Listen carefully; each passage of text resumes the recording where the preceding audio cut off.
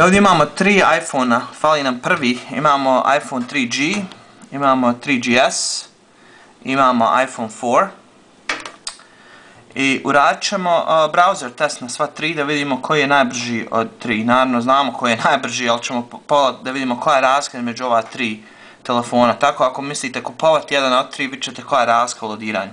Sva 3 telefona su spojene na Wi-Fi network kućnu i evo otvorit ćemo brauzere u sva 3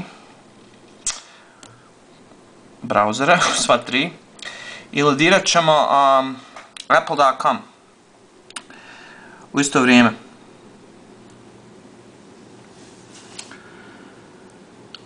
Kao što vidimo ovdje iPhone pobjeđuje, iPhone 4 odnosno, koji je već gotov, iPhone 3GS gotov i iPhone 3G se još uvijek lodira. Znači na istoj mreži, ista brzina Wi-Fi upravo je završio iPhone 3G.